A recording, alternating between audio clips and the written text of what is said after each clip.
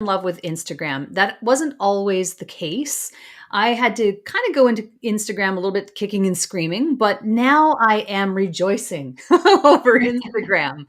And I can think of no a better person than Corey Walker to come in today and talk about the hottest feature on Instagram. I'm excited for this conversation because we know each other offline and have had a lot of conversations. And Instagram is so powerful because of, I think, this whole suite of features that it provides. But I want to know Mhm. from you, Corey, as someone who has like 20 years experience in marketing, who literally wrote the book on Instagram. She's the co-author of Instagram for Business for Dummies and Instagram for Dummies. Let's start there. Let's start with, how did that come to be? How did you become a co-author on these iconic books? Well, it was a connection, really. One of my connections has written a lot of dummies books, of all different types. So he really knew the format and all of that, but he wasn't an expert at Instagram. So he knew how to write the books, but he really needed that like expert kind of infusion. Yeah. So he's somebody, Eric Buto is someone that I've known for a long time. And he said, hey, would you, want to help on this? And of course That's I said amazing. yes. Well, I And mean, what a great experience that is, to be able to pour your experience and insight and wisdom into these iconic books that really are have become household names. And so I'm sure that, well, I'm not sure. Maybe I'll ask this question. But at the time that you co-authored those books, was the feature that we're going to talk about today, Reels, was that part of the equation, or did that come along after you co-authored those books? well, that's kind of a funny story because so the Instagram for Business for Dummies book is actually in its second edition. So the first edition was a few years ago. So no, at all. No. But in the second edition, Reels was coming out. We were literally putting the book to bed. And then Reels was announced, and we thought, we better include What do we this. do now? So we rushed and yeah, got that chapter written. But yeah, I mean, Reels was really in its infancy. So it doesn't even have as many of the features as it has now. They keep adding things, and it's one of those things where TikTok will add something, then they're like, oh, okay, we'll add that too. And so yeah, but it is in the newest book. Yeah, I'm just bringing up the cover here so people can see what book we're talking about. Instagram for Business for Dummies and also Instagram for Dummies. So let's jump in to this hottest feature. And I guess we've kind of let the cat out of the bag in the sense that we're talking about Reels here. So, Yes. Corey, let's start there.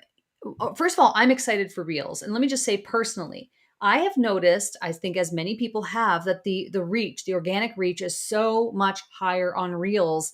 And hopefully that's not just for a limited time. But tell me what you know about Reels as it stands today, as of the recording and the live streaming of this video that we're doing right now, which is in November of 2021. Is the reach higher than in other features of Instagram? Is that just my imagination, or is that No, real? it's not your imagination. It is definitely higher. I can post something either on my account or one of my clients' accounts, and it's fun to watch because what it seems to do is it'll sit there for maybe 10 or 20 minutes. I don't know if you've noticed this, and it'll just kind of, poke along, and then all of a sudden it'll go on a run and it'll just go and then you'll have a couple thousand people. I mean, it depends on the size of your audience. Maybe you'll have 1 million people, but I'll notice it goes on this run for maybe 20 or 30 minutes, and I feel like it's kind of testing out the market. But it really does, to go back to your question, it's going out to your non-followers.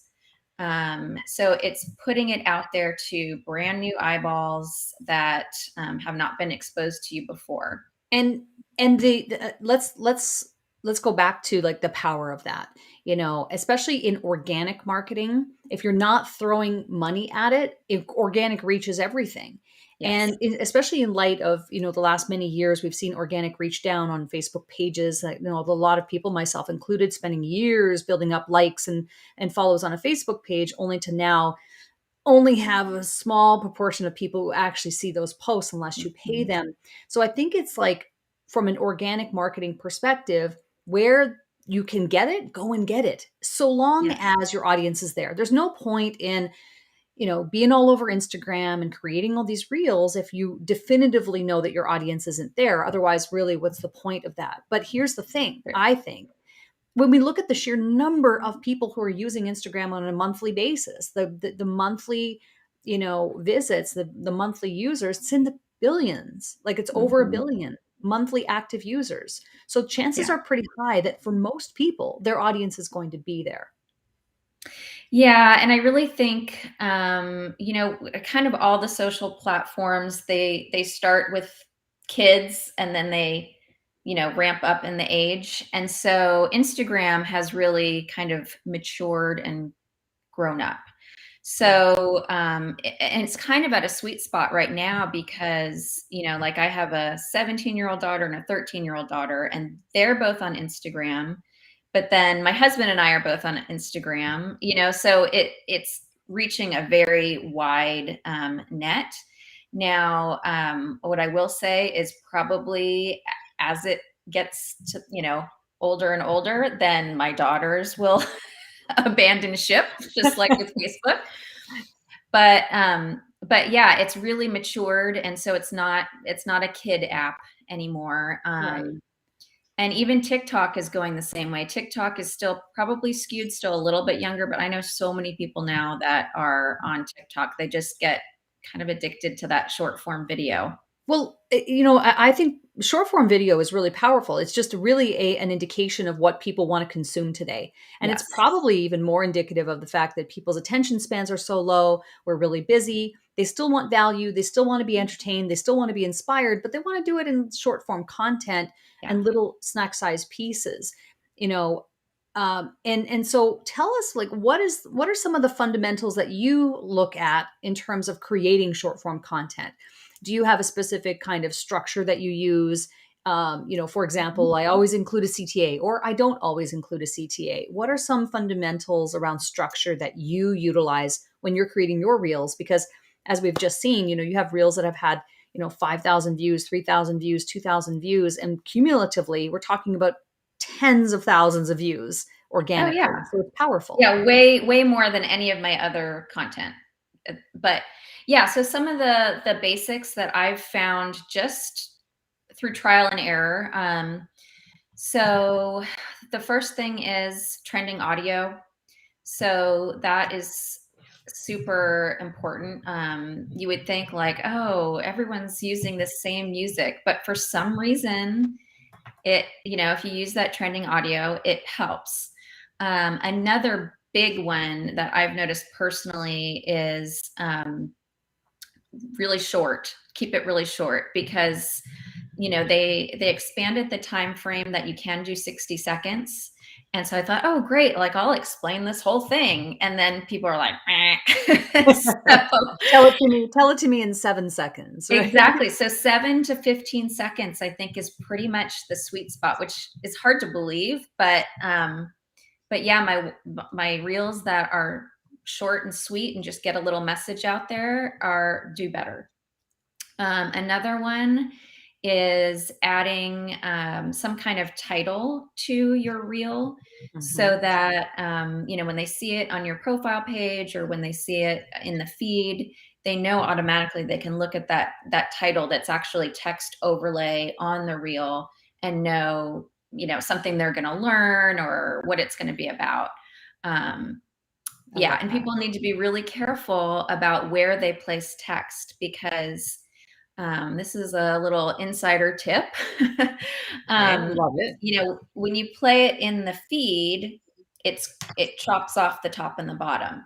And so if you put your text down low or up high, then people just watching it in the regular feed or on your profile page aren't going to see that text. They'd only see it if they opened it, in the full Reels view.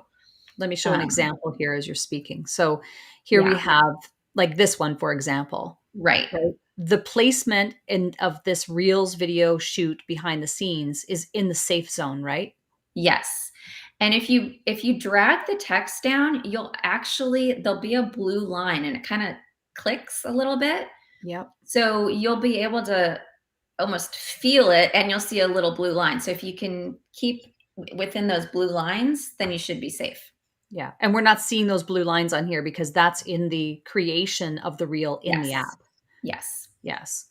But, I love that too because, and I noticed here on your last one here, you have a book instead. So you're Yeah. mixing it up a little bit. I think it's smart because you don't want it to necessarily be super, super repetitive. But Mhm. at the same time, what this does is it tells me immediately just by looking at it whether I would relate to that and go, oh, I'm interested in this right from the get-go Mhm. or not, So yeah, it's great. Yeah, and mine, like my reels, I try to teach something, but then I also like to put in some humor when I can because Yeah, people, it's just more enjoyable. People like this is a cute. dose of humor. Yeah. You probably won't see me dancing. Right, I right. think my daughters would literally disown me if I started dancing. So you probably won't see me dancing, but a lot of people, dance. And if that's what they're into and that's, what they like, it's really, I mean, a lot of people do it and it's fun. And I Well, I don't, think this is a big misconception that especially people who are in, coaches, consultants, kind of in the educational space, they go, well, TikTok, or in this case, we're talking about reels. The short form content thing is not for me. I can't participate in all that free organic reach because I'm not willing to dance. I'm not willing to do that. yeah. And I've seen and follow a lot of accounts, yours included, where it's not dancing. I don't dance either. And I'm getting really decent reach on my reels as well. I think my Yeah. issue, if I'm being honest here, is, which I am being honest, is that I'm just not consistent. And I just Mhm. haven't prioritized it as much as I probably should or could if I really want to see that explosive growth. So, in terms of consistency, how often, how many, and how often should we be aiming for? Can you blanket statement that, or is it more of a custom approach? I mean, if you could do them a few times a week, that would be awesome, but that's a big ask for most people. So I try to be consistent on doing one a week. And then I use carousels are really, so I would say do reels, do some stories, and then carousels are really big. They get a little bit better reach than just a static post. And one thing that's great about carousels is if you do, say you do like 3 images in a carousel, if your audience sees it once, then the next time they go through their feed, they're going to see the second piece of the carousel and then the third. So I it's didn't almost know like, that. yeah, it's almost like just multiple ways to reach people. I did not know that. That is so Yes. interesting. And I Yes. think of those three, carousels is not something I have done before, but I know of them and I really should incorporate that in. I do stories. I'm pretty consistent. I at least do a story a day, pretty much, with the Mhm. exception of weekends in most cases. And reels, I am producing them, but I just don't think I'm as consistent to your point, like once a week or even multiple times a week. I'm very much more hit and miss. But having said that, and possibly after this conversation, I'm going to be much more inspired to go in and just really kind of nail that down and say, okay, I'm going to commit to this growth because we can see that there's so much potential there Yes. to get that reach and to be able to get ultimately, what does that mean? It means you get your message in front of more people for free. Yeah. Yeah, That's there's so, actually, if you have a professional or a creator account, they have the insights, and you yeah. can go in the insights and you can see like for reels, followers versus non-followers.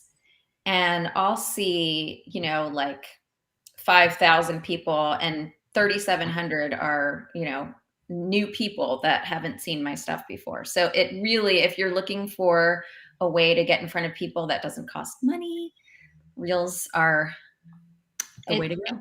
and to your point, in those insights, new people. And this is the thing, right? If you are talking to the same people over and over and over again, the definition of insanity, right? Getting the same result, you need to have new people who come in and discover the awesomeness that you are, the expert that you are, the authority that you are. That's what Corey's talking about here, right? Is that the new people who've never heard of you before, you have a huge opportunity to then make an impression on them. And it starts with content, but it continues with all the digital marketing systems that you've set up in order to capture people's emails and all that. But it does start with the attention factor, right? Yes. You can't build trust unless you first get their attention. Mm-hmm. So that's what we're really dialing into today. That's amazing. And I learned something new. So thank you, Corey. Good.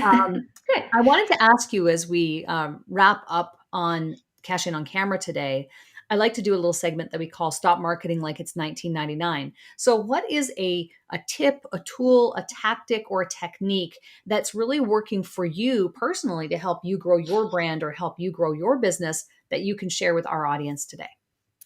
Well, what's really interesting is that, on that Reels train, I have been downloading my Reels, and then I also put them on TikTok, which I haven't had that much growth on TikTok, and I honestly haven't put that much effort into it. But I kind of feel like, okay, I have the same thing that could go over here, so I'll put it over here.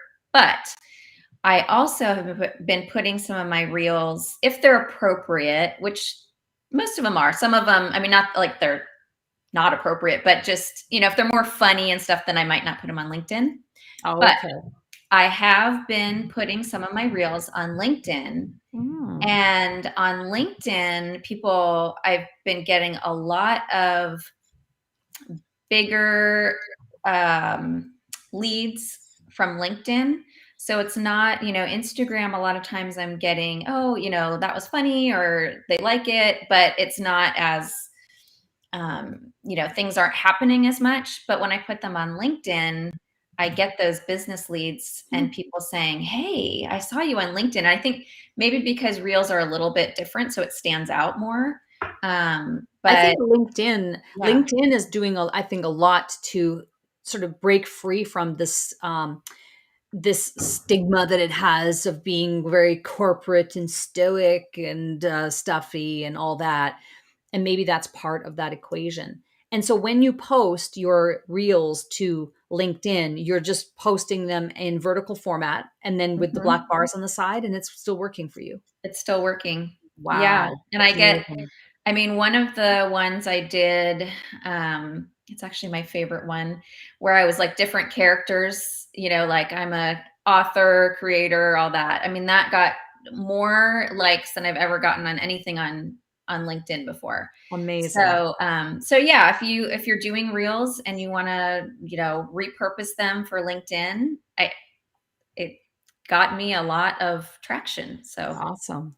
Well, that's amazing. Thank you so much for sharing that with us. And Corey, how do yeah. people get in touch if they want to? Obviously, we've been showing your Instagram here, which is at Corey C. Walker, right? Yes. Yes. And where else can people reach you if they want to reach out, maybe learn about the book, get the book, all these different things that you do? Yeah. So probably the best hub is my website, and that is themarketingspecialist.com. And so, yeah, if they want the Instagram for Business for Dummies book is linked there. It's also, she's on my link tree right now on my Instagram. So that's there as well. I have a Reels checklist that's free that she's showing is the second one down. This So one some of the here. things that I talked about, things that make a really good reel are on that checklist. There's 10 different items on there. So if you want to download that, just click that link and it'll take you right there. Cool. And yeah, Oh, that's awesome. Yeah, that's great. Well, thank you so much, Corey, for coming on today. I really appreciate you sharing the hottest feature on Instagram, Instagram Reels. I know you and I both are benefiting from all of the free organic reach that we've been getting. And now hopefully Yes. our audience also starts to see the value in jumping into Instagram and not only just doing Reels, but really utilizing the platform to expand their reach and grow their brands. So I appreciate you being on Cash In on Camera today. Thank you so much. Thank you for having me.